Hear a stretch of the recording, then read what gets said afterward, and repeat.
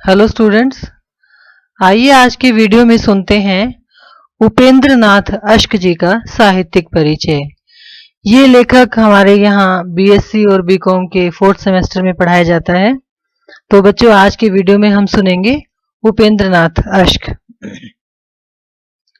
उपेंद्र नाथ अश्क बच्चों, पहले तो आपको ये समझना चाहिए कि वो एक प्रसिद्ध उपन्यासकार थे, नाटककार थे, कहानीकार थे, एकांकीकार थे। यानी कि साहित्य की लगभग सभी विधाओं में उन्होंने अपनी लेखनी चलाई। उनका जन्म 14 दिसंबर 1910 ईस्वी को हुआ था और उनकी मृत्यु तिथि है 19 जनवरी 1996। उनका जन्म पंजाब के जालंधर में एक मध्यम वर्गीय ब्राह्मण परिवार में हुआ था। जालंधर से ही इन्होंने मैट्रिक तथा डीएवी कॉलेज से 1931 में बीए की परीक्षा पास की थी। अश्क जी का साहित्यिक विकास राष्ट्रीय आंदोलन के उथल पुथल के दौर में हुआ। देखिए, पिछले उसमें हमने देखा था कि इनका जन्म हुआ 1910 ईस्वी में, यानी कि उस समय जो राष्ट्रीय आंदोलन हमारे देश में चल रहे थे वो बड़े पीक पर थे, हम कह सकते हैं।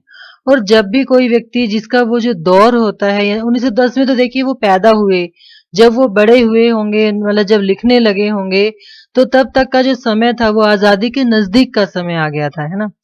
और जब भी कोई साहित्यकार, मतलब कोई व्यक्ति साहित्य रचना करता है तो वो अपने उसके समय का जो वातावरण होता है, यानी कि उसके समय की जो परिस्थितियां होती हैं, उसका प्रभाव उसकी लेखनी पर अवश्य पड़ता है, ठीक है ना।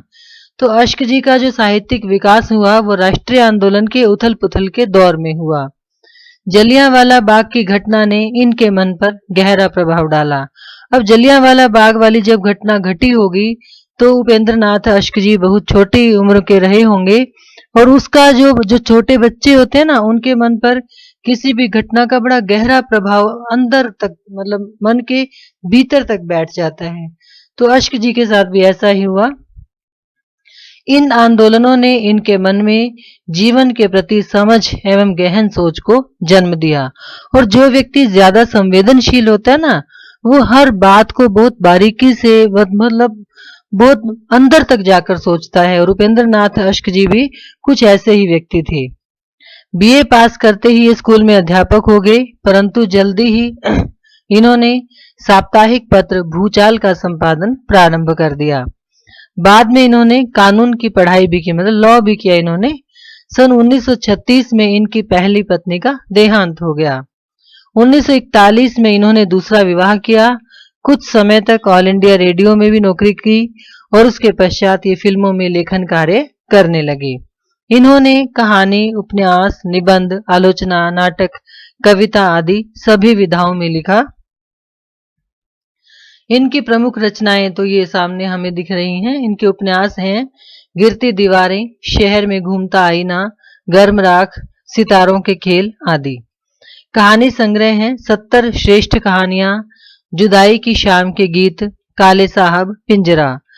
नाटक हैं लौटता हुआ दिन, बड़े खिलाड़ी, जय पराजय, स्वर्ग की झलक, भंवर, अंजो दीदी। एकांकी संग्रह, एकांकी होता है बच्चों वो नाटक जिसमें एक ही अंक होता है, यानी कि बस कहानी शुरू होती है और समाप्त होती है। बीच बीच में, जैसे हम वो कहते हैं ना भी, जब हम स्टेज पर कोई नाटक चलता है तो पर्दा गिरता है बीच बीच में, तो पर्दा नहीं गिरता है इसमें, वो सीधा सीधा चलता जाता है। अंधी गली, मुखड़ा मुखड़ा बदल गया, चरवाहे, ये इनके एकांकी संग्रह हैं। काव्य, एक दिन आकाश ने कहा, प्रातः प्रदीप, दीप जलेगा, बरगद की बेटी, उर्मिया, रिज पर। संस्मरण, संस्मरण आप समझते हैं, संस्मरण वो होते हैं जब हम, हमारे मन पर किसी चीज का प्रभाव पड़ता है और हम उसका वैसा ही वर्णन कर देते हैं। मतलब कोई घटना जो हमारे जीवन में घटी, कोई व्यक्ति हमें कभी मिला, हम कहीं पर गए, और वो चीजें जो हमारे मन पर मतलब गहरा प्रभाव छोड़ गई, तो उनके बारे में हम लिख देते हैं ना। मंटो मेरा दुश्मन, फिल्मी जीवन की झलकियां। और आलोचना है अन्वेषण की सहयात्रा, हिंदी कहानी, एक अंतरंग परिचय। अब हम बात करेंगे इनकी साहित्यिक विशेषताओं की। देखिए, पहला पॉइंट है युग व परिवेश का प्रभाव। जैसे मैंने अभी पहले भी बताया आपको कि कोई भी रचनाकार अपने युग व परिवेश को आत्मसात करके ही रचना का सृजन करता है, यानी कि जो भी उसका परिवेश होता है, यानी कि जो उसका जिस माहौल में वो रहता है ना, जो समाज का, जिस समाज में, जिस सोसाइटी में वो रहता है, वहाँ का जिस तरह का वातावरण होता है या जिस तरह की विचारधारा होती है, उन सबको अपने मन में एक तरह से उसका विश्लेषण करके जो साहित्यकार होता है वो रचना करता है। तो अश्क जी भी इससे अछूते नहीं थे। जलियांवाला बाग की घटना व अन्य घटनाओं ने उनके मन पर गहरा प्रभाव डाला और इसीलिए उनका साहित्य मनोरंजन का साहित्य नहीं है, बल्कि समाज की झांकी प्रस्तुत करने वाला तथा अपने समय की विचारधारा प्रस्तुत करने वाला साहित्य है। मतलब कि उनका साहित्य मनोरंजन नहीं करता, बल्कि उस तत्कालीन समाज की जो परिस्थितियां थी, तत्कालीन समाज में जो लोगों का रहन सहन था, तत्कालीन समाज में जो लोग जिस द्वंद से गुजर रहे थे, उन सब चीजों का चित्रण इनके साहित्य में मिलता है। नारी के प्रति दृष्टिकोण। देखो, जब भी हम कोई साहित्य रचना पढ़ते हैं ना, नारी के प्रति जब हम पढ़ते हैं, तो बहुत सी रचनाओं में नारी की जो मतलब दुखी है वो या पीड़ित है, वो समाज में एक तरह से हाशिए पर है, समाज से डिस्कार्डेड, जैसे मतलब अलग से है, उसके साथ न्याय नहीं होता या उसके साथ समानता का व्यवहार नहीं होता, इस तरह की चीजें हम अधिक पढ़ते हैं। हाँ, वैसे तो हम सशक्त नारी का चित्रण भी हमें देखने को मिलता है, लेकिन नारी का जो एक दयनीय सा स्वरूप है वो हमें ज्यादा मिलता है ना। लेकिन अश्क जी ने ऐसा नहीं किया। अश्क जी के साहित्य में सामाजिक रूढ़ियों में जकड़ी हुई नारी, संत्रस्त नारी का चित्रण नहीं मिलता। मतलब वो रूढ़ियों और परंपराओं में जकड़ी हुई नहीं है, घर की चार दीवारी में कैद नहीं है, ठीक है ना। उनके साहित्य में नारी रूढ़ियों से बाहर निकलकर मुक्त हवा में सांस लेती है। वह नारी को उपभोग की वस्तु न मानकर पुरुष व नारी की समानता की बात करते हैं। इनके नारी पात्रों में भविष्य की झलक मिलती है।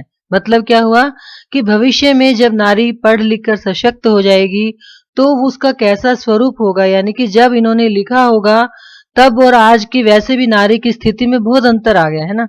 और उस समय तो जो नारी थी, जो नारी की अवस्था थी, वो चार दीवारी के भीतर ही थी।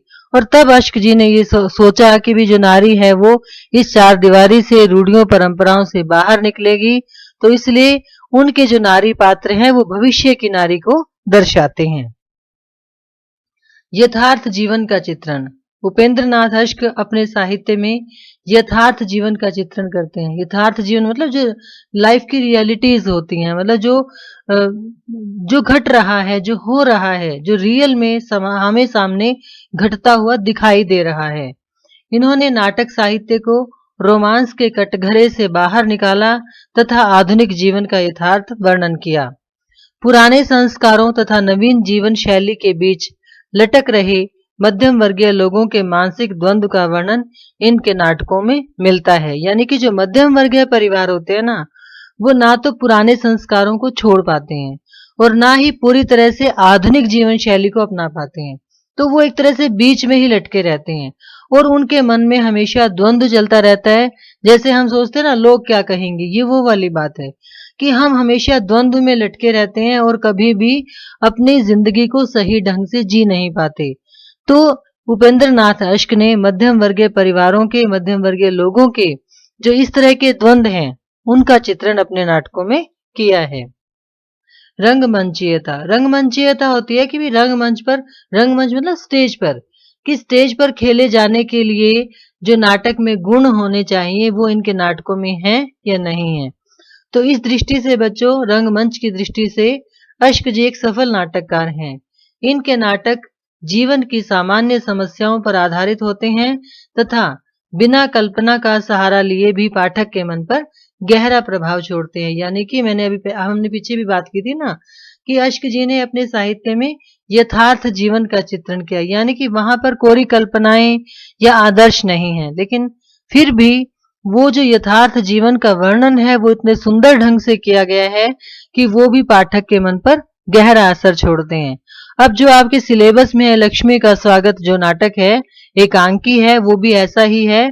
इस एकांकी में लेखक ने समाज की लोलुपता एवं सुविधा भोगी प्रवृत्ति पर व्यंग्य किया है। बाहर का तूफान पात्र रोशन के अंतर्मन में उठ रहे तूफान की ओर संकेत करता है। अब ये आप जानते हैं कि जो पात्र रोशन है वो मुख्य पात्र है ना। अब उसकी पत्नी का देहांत हो गया है और बेटा बीमार है, तो उसके मन में एक तूफान उठ रहा है। तूफान क्यों उठ रहा है कि उसके माता पिता एक लड़की से, जो एक संपन्न परिवार की लड़की है, उसके साथ उसका रिश्ता जोड़ना चाहते हैं। और जो रोशन है वो अभी अपनी पत्नी की मृत्यु से उबरा नहीं है, उसका पुत्र बीमार है, तो उसको लगता है कि भाई उसके भीतर एक तूफान है कि उसके माता पिता उसके साथ वैसा क्यों कर रहे हैं। छत पर लगे फानूस का कंप कपा कर गिर जाना नन्हे बालक के जिंदगी और मौत के बीच संघर्ष तथा अंततः उसकी मृत्यु के प्रतीक हैं। तो एंड में क्या होता है इस नाटक में कि छत पर एक फानूस लगा होता है, वो पहले जोर जोर से हिलता है फिर गिर जाता है। तो ये दर्शाता है कि जो बच्चा है, वो जो रोशन का बच्चा था, वो बाद में मर जाता है। तो वो बच्चा जिंदगी और मौत की लड़ाई लड़ रहा था और अंत में वो मर गया। तो इस तरह का चित्रण इनके नाटकों में मिलता है। भाषा शैली, उपेंद्र नाथ अश्क जी की भाषा सरल एवं सहज है। छोटे छोटे वाक्यों में बिंबों व प्रतीकों का प्रयोग सुंदर बन पड़ा है। संवाद पात्रानुकूल है तथा पात्रों का चरित्र चित्रण करने में पूर्णतया समर्थ है। उर्दू के शब्दों का भी लेखक ने सफल प्रयोग किया है। तो ये था बच्चों उपेंद्र नाथ अश्क जी का साहित्यिक परिचय। Thank you.